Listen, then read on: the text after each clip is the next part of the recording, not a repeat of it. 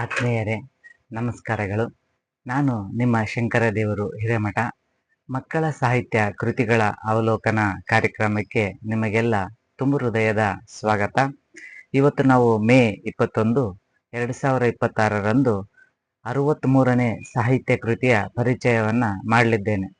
ಸರಣಿ 63ರಲ್ಲಿ ಪರಿಚಯಿಸುತ್ತಿರುವಂಥ ಇವತ್ತು ಸಾಹಿತ್ಯ ಕೃತಿ ಶ್ರೀ ಯಲ್ಲಪ್ಪ ಎಂ ಮರ್ಚಡ್ ಅವರ ಬಣ್ಣದ ಗುಬ್ಬಿ ಮಕ್ಕಳ ಪದ್ಯಗಳು, ಮಕ್ಕಳ ಕವಿತೆಗಳ ಸಂಕಲನವನ್ನ ಇವತ್ತು ನಾನು ಪರಿಚಯ ಮಾಡಲಿದ್ದೇನೆ. ಮಕ್ಕಳ ಪುಸ್ತಕಗಳೆಂದರೆ ಕೇವಲ ಬಣ್ಣದಿಂದ ಕೂಡಿರಬೇಕು, ಅಂದವಾಗಿರಬೇಕು, ದಪ್ಪ ಅಕ್ಷರಗಳನ್ನು ಒಳಗೊಂಡಿರಬೇಕು, ಹಾಗೆ ಇನ್ನಿತರ ನಿಯಮಗಳನ್ನ ಕಟ್ಟುಪಾಡುಗಳನ್ನ ಇಟ್ಕೊಂಡು ರಚಿಸುವಂತಹ ಸಾಹಿತಿಗಳ ನಡುವೆ ಮಕ್ಕಳಿಗಾಗಿನೇ, ಮಕ್ಕಳ ಖುಷಿಗಾಗಿ ಸಾಹಿತ್ಯ ರಚಿಸುವಂತಹ ಸಾಹಿತಿಗಳಾಗಿರುವಂಥದ್ದು ಯಲ್ಲಪ್ಪ ಎಂ ಮರ್ಚಡ್ ಅವರು. ರಾಯಚೂರು ಜಿಲ್ಲೆಯ ತಾಲೂಕು ಮಕ್ಕಳ ಸಾಹಿತ್ಯ ಪರಿಷತ್ನ ಅಧ್ಯಕ್ಷರಾಗಿ ಸೇವೆ ಸಲ್ಲಿಸಿರುವಂತಹ ಯಲ್ಲಪ್ಪ ಎಂ ಮರ್ಚಡ್ ಅವರು ಅವರ ಒಂದು ಕೃತಿ ಬಣ್ಣದ ಗುಬ್ಬಿಯ ಪರಿಚಯವನ್ನು ಮಾಡಲಿದ್ದೇನೆ. ಇವರು ರಾಯಚೂರು ಜಿಲ್ಲೆಯಲ್ಲಿ ಜನಿಸಿರುವಂತ ಇವರು 2008ರಲ್ಲಿ ಕರ್ನಾಟಕ ಪೀಪಲ್ ಎಜುಕೇಶನ್ ಸೊಸೈಟಿಯಲ್ಲಿ ಡಿ.ಎಡ್ ಶಿಕ್ಷಣವನ್ನು ಪೂರ್ಣಗೊಳಿಸಿ 2015ರಲ್ಲಿ ಅರಣ್ಯ ವೀಕ್ಷಕರಾಗಿ ಸೇವೆಯನ್ನು ಸಲ್ಲಿಸ್ತಾ ಇದ್ದಾರೆ.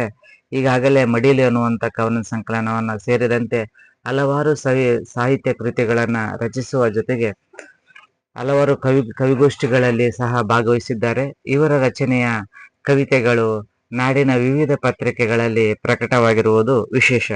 ಈ ಕೃತಿಯನ್ನ ನಿವೇದಿತ ಪ್ರಕಾಶನ ಬೆಂಗಳೂರವರು ಪ್ರಕಟಿಸಿದ್ದಾರೆ. 2016ರಲ್ಲಿ ಪ್ರಕಟವಾಗಿರುವಂತಹ ಈ ಕೃತಿ 48 ಪುಟಗಳನ್ನ ಒಳಗೊಂಡಿದೆ. 35 ರೂಪಾಯಿ ಬೆಲೆಯನ್ನ ನಿಗದಿಪಡಿಸಿದ್ದಾರೆ. ಮುಖಪುಟ ವಿನ್ಯಾಸವನ್ನ ಅಸ ಬ್ಯಾಕ್ವರ್ಡ್ ಅವರು ಮಾಡಿದ್ದಾರೆ. ಕೇಂದ್ರ ಸಾಹಿತ್ಯ ಅಕಾಡೆಮಿಯ ಬಾಲ ಪುರಸ್ಕಾರ ಪ್ರಶಸ್ತಿ ಪುರಸ್ಕೃತರಾಗಿರುವಂತಹ ಅಸ ಬ್ಯಾಕ್ವರ್ಡ್ ಸರ್ ಅವರು ಈ ಕೃತಿಗೆ ಮುನ್ನುಡಿಯನ್ನ ಬರೆದು ಶುಭ ಹಾರೈಸಿದ್ದಾರೆ. ಇದರಲ್ಲಿ 22 ಕವಿತೆಗಳು ಹೊಂದಿವೆ. ಮಕ್ಕಳ ಮನೋವಿಕಾಸಕ್ಕೆ ಅನುಗುಣವಾದಂತಹ, ಮಕ್ಕಳ ಖುಷಿಯನ್ನ ಅನುಭವಿಸುವಂತಹ ಕವಿತೆಗಳನ್ನ ನಾವು ಈ ಸಂಕಲನದಲ್ಲಿ ನೋಡಬಹುದು. ಪರಿಸರದ ಕುರಿತಾದಂತಹ, ಪಕ್ಷಿಗಳ ಕುರಿತಾದಂತಹ ವಿನ್ಯಾಸವನ್ನ ಒಳಗೊಂಡಂತ ವಿವಿಧ ರೀತಿಯ ಸೊಗಸಾದ ಕವಿತೆಗಳನ್ನ ನೋಡಬಹುದು. ಅಂದಾಗ ವಿದ್ಯಾರ್ಥಿಗಳು ಕೈಯಲ್ಲಿ ಹಿಡಿದು ಓದಿದಾಗ ಖುಷಿ ಪಡುವಂತಹ ಆ ಕವಿತೆಗಳನ್ನ ನಾವು ಕಾಣಬಹುದು. ಮತ್ತು ಇದರೊಳಗಿರುವಂತಹ ವಿಷಯ ವಸ್ತು ಆ ರೀತಿ ಇದೆ. ಹಾಗೆ ಇಲ್ಲಿರುವಂತಹ ಕವಿತೆಗಳು ಸಹ ನಾಡಿನ ವಿವಿಧ ಪತ್ರಿಕೆಗಳಲ್ಲಿ ಈಗಾಗಲೇ ಪ್ರಕಟವಾಗಿರುವಂತಹ ಕವಿತೆಗಳನ್ನ ಈ ಕೃತಿಯಲ್ಲಿ ಸಂಗ್ರಹಿಸುವಂತ ಕೆಲಸವನ್ನ ಲೇಖಕರು ಮಾಡಿದ್ದಾರೆ. ಹಾಗೆ ಕಾಗೆ ಅನ್ನುವಂತ ಒಂದು ಕವಿತೆ, ಹಂಚಿ ತಿನ್ನುವ ಕಾಗೆ ಶೀರ್ಷಿಕೆ. ಕಾಗೆ ಕಾಗೆ ಕಾಗೆ ನೀ ಎಲ್ಲ ಕಡೆ ಕೂಗುವೆ, ಕಾಳು ಕಂಡೊಡನೆ ಹಾರಿ ಬರುವೆ, ನಿನ್ನ ಬಳಗವ ಕೂಗಿ ಕರೆವೆ, ನೀ ಎಲ್ಲರಿಗೂ ಹಂಚಿ ತಿನ್ನುವೆ, ಕಾಗೆ ಕಾಗೆ ಕಾಗೆ ನೀನು ಬಣ್ಣವ ಕಪ್ಪು, ನೀ ಮರದ ಮೇಲೆ ಕುಳಿತು ನೀ ಕೂಗುವೆ ಕಾ ಕಾ ಕಾ, ಎಲ್ಲರೂ ಹೇಳುತ್ತಾರೆ ಈ ನಾ ಹಿಂಗೆ ಶ್ ಗಪ್ ಚುಪ್, ಎಲ್ಲರೂ ಬರೆಯುವವರು ಬೈಯುವರು, ನಿನ್ನನ್ನು ಓಡಿಸುವರು ಉಶ್ ಉಶ್ ಎಂದು, ನೀನು ಹಾರುವೆ ಮೇಲಕ್ಕೆ ಮತ್ತೆ ಬಂದು ಕೂಗುವೆ ಕಾ ಕಾ ಎಂದು, ಕಾಗೆ ಕಾಗೆ ನಿನ್ನ ಮೂಗು ಚೂಪು, ನಿನ್ನೆಯ ಕಂಡು ನಿನ್ನ ಬಾಲದಿ ಉದ್ದದಿ ಕಪ್ಪು, ಕಾಗೆ ಕಾಗೆ ಕಾಗೆ ನಿನ್ನೆಯ ಕಾಲು ರೆಕ್ಕೆ ಕಪ್ಪು, ಓ ಕಾಗೆ ನೀ ಹಂಚಿ ತಿನ್ನುವ ಗುಣ ಎಲ್ಲರಿಗೂ ಒಪ್ಪು. ಕಾಗೆಯ ಕುರಿತಾಗಿ ಬರೆದಿರುವಂತ ಒಂದು ಕವಿತೆ ಪದ್ಯದಲ್ಲಿ ನಾವು ನೋಡ್ಬೋದು. ನಾವು ಕಾಗೆನ ಯಾರು ಸೇರೋದಿಲ್ಲ, ಕಾಗೆನ ಓಡಿಸ್ತೀವಿ. ಆದ್ರೆ ಕಾಗೆಯಲ್ಲಿರುವಂತ ಒಂದು ಉತ್ತಮ ಗುಣ ಅಂದ್ರೆ, ಒಂದು ಕಾಳನ್ನ ಕಂಡ್ರು ಸಹ ಅದು ತನ್ನ ಬಳಗವನ್ನ ಕರೆದು ಹಂಚಿಕೊಂಡು ತಿನ್ನುವಂತ ಆ ಕಾಗೆ, ಎಷ್ಟು ಒಳ್ಳೆ ಗುಣ ಇದೆ. ನೀನು ಕಾಕಾ ಅಂತ ಕೂಗ್ತೀಯ, ಕರಿತೀಯ, ಆದ್ರೆ ಎಲ್ಲರೂ ನಿನಗೆ ಉಶ್ ಉಶ್ ಅಂತ ಓಡಿಸ್ತಾರ. ಆದ್ರೂ ಸಹ ನೀನು ಏನು ಬೇಜಾರಾಗದೆ ಎಲ್ಲರನ್ನ ಕರೆದುಕೊಂಡು ನೀನು ಊಟವನ್ನ ಮಾಡ್ತೀಯ. ನಿನ್ನ ಕಣ್ಣು ಹಾಗೂ ನಿನ್ನ ಬಾಲ, ನಿನ್ನ ಮೈ ಬಣ್ಣ ಕಪ್ಪಿರ್ಬೋದು, ಆದ್ರೆ ನೀನು ಹಂಚಿಕೊಂಡು ತಿನ್ನುವ ಗುಣ ಇದಲ್ಲ, ಅದು ಎಲ್ಲರೂ ಒಪ್ಪುವಂಥದ್ದು ಅನ್ನುವಂಥದ್ದು. ಅಂದ್ರೆ ಮಕ್ಕಳಿಗೆ ನಾವು ಹಂಚಿಕೊಂಡು ತಿನ್ನುವಂಥದ್ದು ಹಾಗೂ ಕೂಡಿಕೊಂಡು ಬಾಳುವಂಥದ್ದು, ಆ ಒಗ್ಗಟ್ಟಿನಲ್ಲಿ ಬಲವಿದೆ ಅನ್ನುವಂತ ಆಶಯದೊಂದಿಗೆ ಮಕ್ಕಳಿಗೆ ಕಾಗೆಯ ಕವಿತೆ ಹೇಳ್ಬೇಕು ಅಂತಂದ್ರೆ, ಕಾಗೆ ಒಂದು ಅಗಳನ್ನ ಕಂಡು ಸಹ ಹಂಚಿಕೊಂಡು ತಿನ್ನುವಂತ ಪ್ರವೃತ್ತಿಯನ್ನು ಒಳಗೊಂಡಿರುವಂತಹ ಕಾಗೆ, ಆ ಗುಣವನ್ನು ಎಲ್ಲರೂ ಸಹ ಇಷ್ಟಪಡಬೇಕು ಅನ್ನುವಂಥದ್ದು. ಹಾಗೆ ನವಿಲೆ ನವಿಲೆ ಅನ್ನುವಂತ ಒಂದು ಕವಿತೆಯಲ್ಲಿ, ನವಿಲೆ ನವಿಲೆ ಬಣ್ಣದ ನವಿಲೆ ಕಾಡಿನಲ್ಲಿ ಜೀವಿಸುವೆ, ಗರಿಗಳ ಹರಡಿಸಿ ನಾಟ್ಯವೇ ಮಾಡುವೆ ನೀ ಎಷ್ಟು ಸುಂದರ, ನವಿಲೆ ನವಿಲೆ ನಿನ್ನಯ ಮೈಗೆ ಬಣ್ಣವ ಹಚ್ಚಿದವರ್ಯಾರು ನನಗೂ ತಿಳಿಸುವೆಯ, ನವಿಲೆ ನವಿಲೆ ನಿನ್ನಯ ಗರಿಗಳ ಸೃಷ್ಟಿಸಿದವರ್ಯಾರು ನನಗೂ ತಿಳಿಸುವೆಯ, ನವಿಲೆ ನವಿಲೆ ನಿನಗೆ ನಾಟ್ಯವ ಕಲಿಸಿದವರ್ಯಾರು ನನಗೂ ಹೇಳಿಕೊಡುವೆಯ, ನವಿಲೆ ನವಿಲೆ ನಿನ್ನಯ ನಾಟ್ಯದ ಗುಟ್ಟು ಗರಿ ಬಣ್ಣದ ರಟ್ಟು ತಿಳಿಸು, ನಿನ್ನಯ ವೇಷಭೂಷಣ ಧರಿಸು, ಶಾಲೆಯಲ್ಲಿ ಕುಣಿದಾಡಿ ತೋರಿಸುವೆ ನಮ್ಮ ಮೇಷ್ಟ್ರ ಮೆಚ್ಚುಗೆ ಗಳಿಸುವೆ. ನಾವು ನವಿಲಿನ ಕುರಿತಾಗಿರುವಂತ ಈ ಕವಿತೆಯಲ್ಲಿ ನಾವು ನವಿಲು ನೋಡಬಹುದು. ಒಂದು ವಿಸ್ಮಯವಾಗಿರುವಂತ ಒಂದು ಪಕ್ಷಿ, ಬಣ್ಣದ ತರತರ ಬಣ್ಣದ ರೆಕ್ಕೆಗಳು, ಆಕರ್ಷಕವಾದ ಬಣ್ಣ ಪಕ್ಷಿ ಹೊಂದಿದೆ ನವಿಲು. ಗರಿಗಳನ್ನು ಹರಡಿಸಿ ನಾಟ್ಯವನ್ನು ಮಾಡಿದಾಗ ಎಲ್ಲರೂ ಸಹ ಆಕರ್ಷಿತರಾಗುತ್ತಾರೆ ಅದರ ನಾಟ್ಯಕ್ಕೆ. ಹಾಗಾಗಿ ಮಗು ಕೇಳುತ್ತೆ, ನವಿಲೆ ನವಿಲೆ ಯಾವ ರೀತಿ ನೀನು ಗರಿ ಬಿಚ್ಚಿ ನಾಟ್ಯ ಆಡ್ತೀಯಲ್ಲ, ಅದನ್ನ ನನಗೆ ಸ್ವಲ್ಪ ಕಲಿಸ್ಕೊಡು. ಹಾಗೆ ನಿನಗೆ ಮೈಗೆ ಬಣ್ಣ ಹಚ್ಚಿದವರು ಯಾರು, ನಿನ್ನ ರೆಕ್ಕೆಗೆ ಬಣ್ಣ ಹಚ್ಚಿದವರು ಯಾರು, ನನಗೂ ಸ್ವಲ್ಪ ಹೇಳು. ನಿನ್ನ ಸೃಷ್ಟಿಸಿದವರು ಹೇಳಿದ್ರೆ ನಾನು ಅವ್ರನ್ನ ಭೇಟಿ ಆಗ್ತೀನಿ, ನಿನ್ನ ಗರಿಗರ ಬಣ್ಣದ ಗುಟ್ಟು ಹೇಳಿದ್ರೆ ನಾನು ಸಹ ನನ್ನ ಶಾಲೆಯಲ್ಲಿ ನಿಂತರ ಗರಿಗಳನ್ನ ಹಾಕೊಂಡು ಎಲ್ಲರ ಮೆಚ್ಚುಗೆಯನ್ನ ಗಳಿಸ್ತೀನಿ. ನವಿಲೆ ನವಿಲೆ ಹೇಳು ಗುಟ್ಟು ಏನು ಅನ್ನುವಂಥದ್ದು.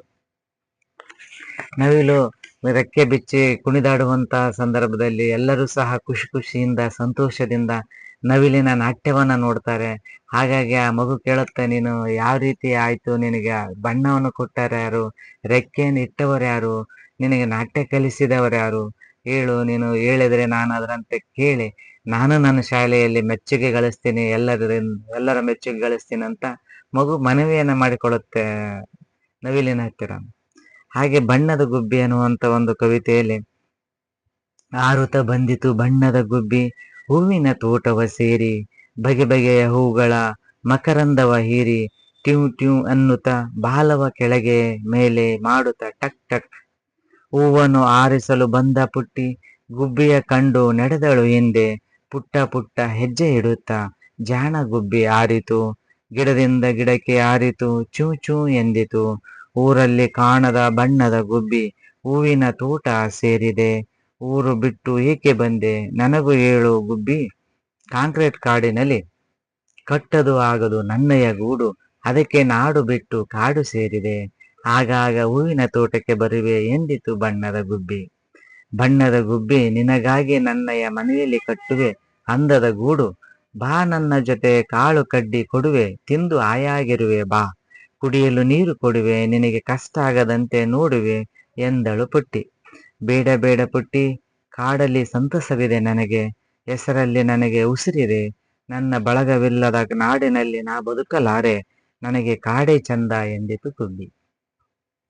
ಶೀರ್ಷಿಕೆ ಗೀತೆಯಾಗಿರುವಂತಹ ಬಣ್ಣದ ಗುಬ್ಬಿ ಈ ಕವಿತೆಯಲ್ಲಿ ಈ ಇಂದಿನ ಕಾಡಿನ ಸಂರಕ್ಷಣೆಯ ಅಗತ್ಯತೆ, ನಾಡಿನಲ್ಲಿ ನಾವು ಮಾಡುತ್ತಿರುವಂತಹ ಸಸ್ಯಗಳ ಮೇಲೆ, ಸಸ್ಯ ಸಂಕುಲದ ಮೇಲೆ ಮಾಡುತ್ತಿರುವಂತ ಕ್ರೌರ್ಯ ಹಾಗೂ ಅರಣ್ಯ ನಾಶದ ಪರಿಣಾಮವನ್ನ ಈ ಕವಿತೆಯಲ್ಲಿ ನಾವು ಕಾಣಬಹುದು. ಒಂದು ಬಣ್ಣದ ಗುಬ್ಬಿ ಹಾರುತ್ತ ಬಂದು ಹೂವಿನ ತೋಟದಲ್ಲಿ ಬಗೆಯ ಹೂಗಳ ಜೊತೆಗೆ ಇದ್ದಾಗ ಟ್ಯೂ ಟ್ಯೂ ಎನ್ನುತ್ತಾ ಅದು ಆಟ ಆಡ್ತಿರ್ಬೇಕಾದ್ರೆ ಹೂವನ್ನು ಆರಿಸಲು ಬಂದಂತ ಪುಟ್ಟಿ ಆ ಬಣ್ಣದ ಗುಬ್ಬಿಯನ್ನ ಪುಟ್ಟ ಹೆಜ್ಜೆ ಇಟ್ಟು ಹತ್ತಿರ ಹೋಗಿ ಚ್ಯೂ ಚ್ಯೂ ಅಂತಂದಾಗ ಮಾತಾಡಿಸ್ತಾಳ. ಊರಲ್ಲಿ ಕಾಣದ ಬಣ್ಣದ ಗುಬ್ಬಿ ಹೂವಿನ ತೋಟ ಹೇಗೆ ಸೇರಿದೆ, ಊರು ಬಿಟ್ಟು ಏಕೆ ಬಂದೆ ನನಗೂ ಹೇಳು ಅಂತ ಹೇಳ್ತಾಳ. ಅವಾಗ ಕಾಂಕ್ರೀಟ್ ಕಾಡಿನಾಗ ನನಗೆ ಗೂಡು ಕಟ್ಟಕ್ ಆಗಲ್ಲ, ಅದಕ್ಕೆ ನಾಡು ಬಿಟ್ಟು ಕಾಡು ಸೇರಿನಿ. ಆ ಕಾಂಕ್ರೀಟ್ ಕಾಡಿನಾಗ ಎಲ್ಲೂ ಮರಗಳನ್ನು ಬಳಸ್ತಾ ಇಲ್ಲ, ಎಲ್ಲರೂ ಡಾಂಬರ್ ರಸ್ತೆಗಳು, ಕಾಂಕ್ರೀಟ್ ರಸ್ತೆಗಳು, ಎಲ್ಲಿಯೂ ಸಹ ನನಗೆ ಗೂಡು ಕಟ್ಟಕ ಅವಶ್ಯಕತೆ ಇಲ್ಲ, ಬಹುಮಾಡಿ ಕಟ್ಟಡಗಳು, ಹಾಗಾಗಿ ನಾನು ಕಾಡಿಗೆ ಬಂದೀನಿ ಅಂತ ಹೇಳ್ತದ. ಬಣ್ಣದ ಗುಬ್ಬಿ ಹಂಗಾರೆ ನೀನು ನನ್ನ ಮನೆಗೆ ಬಾ, ನಾನು ನಿನಗೆ ಗೂಡು ಕಟ್ತೀನಿ, ಊಟಕ್ಕೆ ಕಾಳು ಕೊಡ್ತೀನಿ, ಆಯಾಗಿರ್ಬೋದು ಅಂತ ಹೇಳ್ತಾ. ಇಷ್ಟೆಲ್ಲ ಆ ಆಸೆಗಳನ್ನ ತೋರಿಸಿದಾಗೂ ಸಹ ಗುಬ್ಬಿ ಅವಳ ಜೊತೆ ಹೋಗಲ್ಲ. ಇಲ್ಲ, ನಾನು ನನ್ನವ್ರನ್ನ ಬಿಟ್ಟು ನಾನು ಬರಲ್ಲ, ನಾನು ನನ್ನವ್ರ ಜೊತೆಗೇನೆ ಇರ್ತೀನಿ, ನನಗೆ ಕಾಡಿನಲ್ಲಿ ಸಂತೋಷ ಇದೆ, ಖುಷಿ ಇದೆ, ಹಾಗಾಗಿ ನಾನು ಇಲ್ಲೇ ಇರ್ತೀನಿ ಅನ್ನೋಂಥ ಮಾತನ್ನ ಗುಬ್ಬಿ, ಬಣ್ಣದ ಗುಬ್ಬಿ ಆ ಪುಟ್ಟಿಗೆ ಹೇಳುತ್ತೆ. ಏಕೆಂದ್ರೆ ತನ್ನವರನ್ನ ಬಿಟ್ಟು ಅದು ಹೋಗೋದಿಲ್ಲ ಏಕಾಂಗಿಯಾಗಿ. ತನ್ನವರ ಜೊತೆಗೆ ಕಾಡಿನಲ್ಲಿ ಸ್ವಚ್ಛಂದವಾಗಿ ಸುಂದರ ಪರಿಸರದಲ್ಲಿ ನಾನು ಜೀವಿಸ್ತೀನಿ ಅನ್ನುವಂಥ ಆಶಯವನ್ನ ಆ ಗುಬ್ಬಿ ಹೇಳುತ್ತೆ. ಅವಾಗ ಪುಟ್ಟಿನೂ ಸಹ ಅವಕ್ಕೆ ಹೇಳುತ್ತೆ. ಅಂದ್ರೆ ಇಲ್ಲಿ ಗುಬ್ಬಿಯ ಸಂವಾದದ ಮೂಲಕ ಲೇಖಕರು ನಮಗೆ ಅರಣ್ಯದ ರಕ್ಷಣೆ ಹಾಗೂ ಪಕ್ಷಿಗಳ ಸಂರಕ್ಷಣೆಯೂ ಸಹ ಮನುಷ್ಯನ ಒಂದು ಕರ್ತವ್ಯ. ಯಾಕಂದ್ರೆ ಮನುಷ್ಯ ಭೂಮಿಯಲ್ಲಿ ತಾನೊಬ್ಬನೇ ಜೀವಿಸುವುದಂತ ಭಾವಿಸಿದ್ದಾನೆ. ಆದರೆ ಮಾನವರ ಜೊತೆಗೇನೆ ಪರಿಸರನೂ ಸಹ, ಕಾಡು ಪಕ್ಷಿಗಳು ಪ್ರಾಣಿಗಳು ಸಹ ನಮ್ಮಷ್ಟೇ ಜೀವಿಸುವ ಅಧಿಕಾರವನ್ನ ಅವುಗಳು ಹೊಂದಿವೆ. ಹಾಗಾಗಿ ಅವುಗಳಿಗೆ ಬದುಕಕ್ಕೆ ಪೂರಕವಾದ ವಾತಾವರಣವನ್ನ ನಿರ್ಮಿಸಿಕೊಡುವಂತಹ ಜವಾಬ್ದಾರಿ ಮನುಷ್ಯರಾದಂತಹ ನಮ್ಮೆಲ್ಲರ ಮೇಲಿದೆ. ಹಾಗೆ ಅಕ್ಷರ ಅನ್ನುವಂತ ಒಂದು ಕವಿತೆ. ಅಕ್ಷರ ಯಾರದು ಕಲಿಯಲು ಬಾರದು, ತಿಳಿಯಲು ಹೋದರೆ ಅಕ್ಷರ ತಿಳಿಯದು, ತಿಳಿಯಗೆ ವಿದ್ಯೆ ಹತ್ತದು, ಅಕ್ಷರ ಯಾರದು ಇದು ಅಕ್ಷರ ಯಾರದು, ಮನಸ್ಸು ಇಟ್ಟು ತೆಲೆಯ ಕೊಟ್ಟು ಅಕ್ಷರ ಕಲಿಯಿರಣ್ಣ, ನಾಡನು ಸಾಕ್ಷರ ಮಾಡಿರಣ್ಣ, ಅಕ್ಷರ ಯಾರದು ಇದು ಅಕ್ಷರ ಯಾರದು, ಅಕ್ಷರ ಜೊತೆಗೆ ಸಂಸ್ಕಾರ ಕಲಿತು, ವಿದ್ಯೆಯ ಜೊತೆಗೆ ಬುದ್ಧಿಯ ಕಲಿತು, ಜೀವನ ಸಾಗಿಸಿರು ಪಾವನರಾಗಿರು, ಅಕ್ಷರ ಯಾರದು ಇದು ಅಕ್ಷರ ಯಾರದು. ಅಕ್ಷರ ಅನ್ನೋಂಥದ್ದು, ಅಕ್ಷರ ಅನ್ನೋಂಥ ಮೂರಕ್ಷರ ಪದ ಎಷ್ಟು ಯಾರ್ದದ ಅಕ್ಷರ ಅನ್ನೋಂಥದ್ದು. ಅಂದ್ರೆ ಕಲಿಯಕ್ಕ ಬರ್ಲಿಲ್ಲ ಅಂದ್ರೆ ಬರಲ್ಲ, ತಿಳಿಲಿಲ್ಲ ಅಂದ್ರೂ ಬರಲ್ಲ. ಅಕ್ಷರ ಯಾರ್ದು ಅಂದ್ರೆ ಮನಸ್ಸು ಕೊಟ್ಟು ಆಸಕ್ತಿಯಿಂದ ಯಾರು ಕಲಿತಾರ ಅವ್ರದ್ದು ಅಕ್ಷರ ಅನ್ನುವಂತ ಮಾತನ್ನ ಹೇಳ್ತಾರೆ. ಅಂದ್ರೆ ಸಂಸ್ಕಾರ ಕಲಿತು, ವಿದ್ಯೆಯ ಜೊತೆಗೆ ಬುದ್ಧಿಯನ್ನು ಕಲಿತು, ಜೀವನವನ್ನ ಸಾಗಿಸೋಕೆ, ಸುಂದರ ಬದುಕನ್ನ ನಿರ್ಮಿಸುವುದಕ್ಕೆ ಅಕ್ಷರ ಮಹತ್ವದ ಪಾತ್ರವನ್ನು ವಹಿಸ್ತದೆ. ನಾವು ಸಾಕ್ಷರರಾಗಬೇಕಂದ್ರೆ ನಮಗೆ ಅಕ್ಷರ ಬೇಕು. ಹಾಗಾಗಿ ಅಕ್ಷರ ಯಾರ್ದು ಅಂದ್ರೆ ಆಸಕ್ತಿಯಿಂದ ಯಾರು ಕಲಿತಾರ, ಖುಷಿಯಿಂದ ಯಾರು ಕಲಿತಾರ ಅವ್ರದ್ದು ಅಕ್ಷರ ಅನ್ನುವಂತ ಮಾತನ್ನ ಇಲ್ಲಿ ಲೇಖಕರು ಹೇಳಿದ್ದಾರೆ. ಹಾಗೆ ಲೇಖಕರು ಅರಣ್ಯ ಇಲಾಖೆಯಲ್ಲಿ ಕೆಲಸ ಮಾಡ್ತಿರೋದ್ರಿಂದ ಅರಣ್ಯದಲ್ಲಿರುವಂತಹ ಗಿಳಿಗಳು, ಗುಬ್ಬಿ, ಬಣ್ಣದ ಗುಬ್ಬಿ, ಹಾವು, ನವಿಲು ಈ ತರ ಪಕ್ಷಿಗಳ ಮೇಲೆ, ಪ್ರಾಣಿಗಳ ಮೇಲೆ ಬಹುತೇಕ ಕವಿತೆಗಳನ್ನ ನಾವು ನೋಡ್ಬೋದು. ಏಕೆಂದರೆ ಸಹಜವಾಗಿ ಅರಣ್ಯದಲ್ಲಿ ಅವರು ನೋಡುವಂತಹ ಪಕ್ಷಿಗಳ ಹಾಗೂ ಪ್ರಾಣಿಗಳ ಕುರಿತಾದಂತಹ ಆಸಕ್ತಿಕರ ವಿಷಯವನ್ನ ಮಕ್ಕಳಿಗೆ ತಲುಪಬೇಕು ಅನ್ನುವಂಥ ಆಶಯದೊಂದಿಗೆ ಕವಿತೆಗಳ ಮೂಲಕ ಮಕ್ಕಳಿಗೆ ಮುಟ್ಟಿಸುವಂತಹ ಕೆಲಸವನ್ನ ಲೇಖಕರು ಇಲ್ಲಿ ಮಾಡಿದ್ದಾರೆ.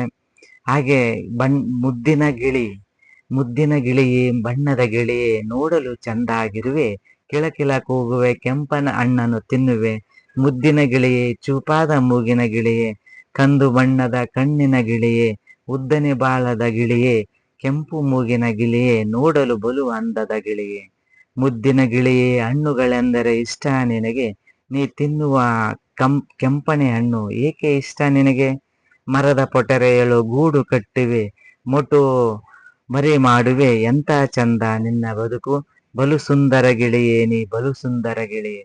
ನಾವು ಗಿಳಿಯ ಒಂದು ಬದುಕನ್ನ, ಜೀವನವನ್ನ ಹಾಗೂ ಅದರ ಚಟುವಟಿಕೆಯನ್ನ, ಲವಲವಿಕೆಯನ್ನ ಇಲ್ಲಿ ಕವಿತೆಗಳ ಮೂಲಕ ಮಗುವಿಗೆ ಮುಟ್ಟಿಸುವ ಕೆಲಸವನ್ನ ಲೇಖಕರು ಮಾಡಿದ್ದಾರೆ. ಏ ಗಿಳಿ ಎಷ್ಟು ಸುಂದರವಾಗಿ ಕಾಣ್ತೀಯ, ಎಷ್ಟು ಚಂದದಿಯ, ಚೂಪಾದ ಮೂಗು, ಕಂದು ಬಣ್ಣ, ಹಸಿರು ಬಣ್ಣದ ನೀನು, ಕೆಂಪು ಮೂಗಿನ ಗಿಳಿ ಎಷ್ಟು ಚೆನ್ನಾಗಿದೆ, ಕೆಂಪಾದ ಹಣ್ಣುಗಳನ್ನು ತಿಂತೀಯ, ಸೊಗಸಾಗಿ ಆಟ ಆಡ್ತೀಯ, ಹಾರಾಡ್ತೀಯ, ಎಷ್ಟು ಚೆನ್ನಾಗಿದೆ ನೀನು ಮರಿಗಳ ಜೊತೆಗೆ, ನನಗೂ ಜೊತೆಗೆ ಆಟ ಆಡಕ್ ಬಾ, ನನ್ ಜೋಡಿನೂ ಆಟ ಆಡಕ್ ಬಾ ಅಂತೇಳಿ ಗಿಳಿಯನ್ನ ಮಗು ಕೇಳ್ತದೆ. ಹಾಗೆ ಒಂದು ಕರಡಿ ಅಣ್ಣ ಅನ್ನೋಂಥದ್ದು. ಕರಡಿ ಅಣ್ಣ ನೀ ಬಲು ಕಪ್ಪು, ನಿನ್ನ ಮುಖವು ಉದ್ದ, ಮೈ ತುಂಬ ಕಪ್ಪು ಕೂದಲು, ಮಕ್ಕಳಂತೆ ಅಳುತ್ತೀಯ, ನೀ ಅಂದರೆ ಮಕ್ಕಳಿಗೆ ಭಯ, ಕರಡಿ ಅಣ್ಣ ಕಾಡಿನಲ್ಲಿ ಸುತ್ತಾಡುವೆ, ಬಂಡೆಯೊಳಗೆ ಮಲಗುವೆ, ಗೆದ್ದಳು ಹುಡುಕುವೆ, ಜೇನು ಗೇನು ಕಿತ್ತು ತಿನ್ನುವೆ, ಗುಡುಗುಡು ಓಡುವೆ. ಕರಡಿಯ ಕುರಿತಾಗಿರುವಂತ ಒಂದು ಕವಿತೆಯಲ್ಲಿ ಕರಡಿಯ ವರ್ಣನೆಯನ್ನ ಮಾಡ್ತಾ, ದಟ್ಟವಾದ ಕಪ್ಪು ಕೂದಲನ್ನು ಒಳಗೊಂಡಿರುವಂತ ನೀನು, ಮುಖ ಉದ್ದವಾಗಿದೆ, ಮೈ ತುಂಬ ಕಪ್ಪು ಕೂದಲು, ಮಕ್ಕಳಂತೆ ಅಳ್ತೀಯ, ಆಟ ಆಡ್ತೀಯ, ಆ ಕಾಡಿನಲ್ಲಿ ಸುತ್ತಾಡ್ತಿ, ಬಂಡೆ ಮೇಲೆ ಮಲಗ್ತಿ, ಜೇನ್ ತಿಂತಿ, ಗೆದ್ದಲುಗಳು ಹುಡುಕ್ತಿ, ಹಾಗೆ ಜೇನು ಗೇನು ತಿನ್ಕಂತ ಆಯಾಗೆ ಕಾಡಿನಲ್ಲಿ ವಾಸ ಮಾಡ್ತೀಯ ನೀನು ಅಂತೇಳಿ ಕರಡಿಯ ಕುರಿತಾಗಿರುವಂತ ಒಂದು ಕವಿತೆಯಲ್ಲಿ ಕರಡಿಯ ಗುಣಲಕ್ಷಣಗಳು, ಅದರ ಲಕ್ಷಣಗಳ ಕುರಿತಾಗಿ ಮಕ್ಕಳಿಗೆ ಹೇಳುವಂತ ಒಂದು ಪ್ರಯತ್ನವನ್ನ ಕರಡಿಯಲ್ಲಿ ಮಾಡಿದ್ದಾರೆ. ಅಂದ್ರೆ ಕರಡಿ ಅಂದ್ರೆ ಮಕ್ಕಳಿಗೆ ಭಯ ಆಗ್ತದ. ಆದರೆ ನೋಡೋಕೆ ಭಯ ಆಗ್ತದೆ. ಆದರೆ ಕರಡಿಯ ಒಂದು ಜೀವನ ಶೈಲಿಯ ಕುರಿತಾಗಿ ಮಕ್ಕಳಿಗೆ ತಿಳಿಸುವಂತ ಕೆಲಸವನ್ನ ಮಾಡಿದ್ದಾರೆ. ನಾ ಸೈನಿಕನಾಗುವೆ ಅನ್ನುವಂತ ಒಂದು ಕವಿತೆಯಲ್ಲಿ ಟೀಚರ್ ಟೀಚರ್ ದೇಶದ ಗಡಿಯಲ್ಲಿ ನಿಂತು ಕೈಯಲ್ಲಿ ಗನ್ನು ಹಿಡಿದು ದೇಶವ ರಕ್ಷಿಸುವೆ, ಆಪತ್ತಿನಲ್ಲಿ ಎದರದೆ ಧೈರ್ಯದಿಂದ ಹೋರಾಡುವೆ ನಾ ಸೈನಿಕನಾಗಿ. ಟೀಚರ್ ಟೀಚರ್ ವೀರ ಯೋಧನ ಸಾಹಸ, ಧೀರ ವೀರರ ಕತೆ ಕೇಳಿ ಅವರಂತೆ ನಾನು ಕೈಯಲ್ಲಿ ಹಿಡಿದು ಶತ್ರುಗಳ ಹಿಮ್ಮೆಟ್ಟಿಸುವೆ ನಾ ಸೈನಿಕನಾಗಿ. ಟೀಚರ್ ಟೀಚರ್ ಸ್ವಾತಂತ್ರ್ಯ ಪಡೆಯಲು ವೀರ ನೇತಾರರ ಚರಿತ್ರೆ ಹೇಳಿ ಅವರಂತೆ ದೇಶಭಕ್ತಿಯ ಹಾದಿಯ ತುಳಿದು ದೇಶವನ್ನು ರಕ್ಷಿಸುವೆನು ಜೀವ ಪಣಕ್ಕಿಟ್ಟು ನಾ ಸೈನಿಕನಾಗುವೆ. ಟೀಚರ್ ಟೀಚರ್ ಭಾರತ ಮಾತೆಯ ಮಡಿಲಲ್ಲೇ ಹುಟ್ಟಿದ ನಾವು ವೀರ ಮಾತೆಯ ಋಣವ ತೀರಿಸಲು ವೀರ ಸೈನಿಕರ ಪಾಠ ಹೇಳು, ಅವರಿಗೆ ಸಲ್ಲಿಸುವೆನು ನಮ್ಮಯ ಗೌರವ ವಂದನೆ, ಸೆಲ್ಯೂಟ್ ನಾನ್ ಸೈನಿಕನಾಗಿ. ಅಂದರೆ ಮಗು ಶಿಕ್ಷಕರಿಗೆ ಹೇಳ್ತದೆ, ಟೀಚರ್ ಟೀಚರ್ ನನಗೆ ಹೇಳ್ರಿ, ನಾನು ಸೈನಿಕನಾಗ್ತೀನಿ. ಎಂತ ಸೈನಿಕನಾಗ್ತೀನಿ? ಎದರದಂತ ಧೈರ್ಯವಾಗಿ ಶತ್ರು ಸೈನಿಕರನ್ನ ಹಿಮ್ಮೆಟ್ಟಿಸುವಂತ ಸೈನಿಕನಾಗ್ತೀನಿ. ದೇಶಭಕ್ತರು ಸ್ವಾತಂತ್ರ್ಯಕ್ಕೆ ಹೋರಾಡಿ ಅವರೆಲ್ಲ ಎಷ್ಟು ಶ್ರಮ ಪಟ್ಟಿದ್ದಾರೆ. ನಾನು ಅವರಂತೆ ಉತ್ತಮ ದೇಶಭಕ್ತನಾಗಿ ಸ್ವಾತಂತ್ರ್ಯ ಹೋರಾಟಗಾರನಾಗಿ ಅವರೆಲ್ಲರ ಆದರ್ಶಗಳನ್ನ ಪಾಲಿಸಿ ನಾನು ಸೈನಿಕನಾಗ್ತೀನಿ. ದೇಶದ ಗಡಿಯಲ್ಲಿ ನಿಂತು ಯುದ್ಧ ಆದರೆ ಭಯಪಡದೆ ಶತ್ರುಗಳನ್ನ ಹೋರಾಟದ ಮೂಲಕ ಹಿಮ್ಮೆಟ್ಟಿಸುವಂತ ನಾನು ವೀರ ಸೈನಿಕನಾಗ್ತೀನಿ ಟೀಚರ್ ಅಂತೇಳಿ. ಹಾಗೆ ಮಮತೆಯ ಋಣವನ್ನ, ತಾಯಿಯ ಋಣವನ್ನ ತೀರಿಸುವುದಕ್ಕಾಗಿ ನಾನು ವೀರ ಸೈನಿಕನಾಗ್ತೀನಿ ಟೀಚರ್, ದೇಶದ ಬಗ್ಗೆ ನನಗೆ ಹೇಳ್ರಿ ಅಂತ ಹೇಳುವಂತ ಕವಿತೆಗಳನ್ನ, ಸುಂದರವಾದ ಕವಿತೆಗಳನ್ನ ನೋಡಬಹುದು. ಅದೇ ರೀತಿ ಮಳೆ, ಮೈಸೂರು, ಸೈನಿಕರು, ವೀರಯೋಧ, ಈ ತರ ಕುರಿತಾದ ಹಲವಾರು ಕವಿತೆಗಳನ್ನ, ಸುಂದರವಾದ ಕವಿತೆಗಳನ್ನ ನಾವು ಬಣ್ಣದ ಗುಬ್ಬಿ ಅನ್ನುವಂತ ಈ ಕವಿತೆ ಸಂಕಲನದಲ್ಲಿ ನೋಡಬಹುದು. ಆತ್ಮೀಯ ಮಕ್ಕಳ ಸಾಹಿತ್ಯ ಪ್ರೇಮಿಗಳೇ, ಮಕ್ಕಳ ಸಾಹಿತ್ಯ ಕೃತಿಗಳನ್ನ ಕೊಂಡು ಓದುವ ಮೂಲಕ ಮಕ್ಕಳ ಸಾಹಿತ್ಯವನ್ನ ಸಮೃದ್ಧಿಗೊಳಿಸಬೇಕು. ಹಾಗೆ ವಿಶೇಷ ಸಂದರ್ಭದಲ್ಲಿ ಮಕ್ಕಳಿಗೆ ಉಡುಗೊರೆಯಾಗಿ ಸಾಹಿತ್ಯ ಕೃತಿಗಳನ್ನ ನೀಡುವ ಮೂಲಕ ಮಕ್ಕಳ ಸಾಹಿತ್ಯ ಓದುವ ಅಭಿರುಚಿಯನ್ನು ಮಕ್ಕಳಲ್ಲಿ ಮೂಡಿಸುವ ನಿಟ್ಟಿನಲ್ಲಿ ಪಾಲಕರು ಹಾಗೂ ಶಿಕ್ಷಕರು ಸಹಕರಿಸಬೇಕು ಅಂತ ಹೇಳ್ತಾ, ಇವತ್ತಿನ ದಿನ ಯಲ್ಲಪ್ಪ ಎಂ ಮರ್ಚಡ್ ಅವರ ಬಣ್ಣದ ಗುಬ್ಬಿ ಕವನ ಸಂಕಲನದ ಪರಿಚಯದೊಂದಿಗೆ ಸರಣಿ 63ರ ಸರಣಿಯನ್ನ ಈ ಪುಸ್ತಕ ಪರಿಚಯದೊಂದಿಗೆ ಮುಗಿಸ್ತಾ ಇದ್ದೇನೆ. ನಾಳೆ ಮತ್ತೊಂದು ಪುಸ್ತಕ ಪರಿಚಯದೊಂದಿಗೆ ನಿಮ್ಮ ಮುಂದೆ ಹಾಜರಾಗ್ತೇನೆ. ಧನ್ಯವಾದಗಳು.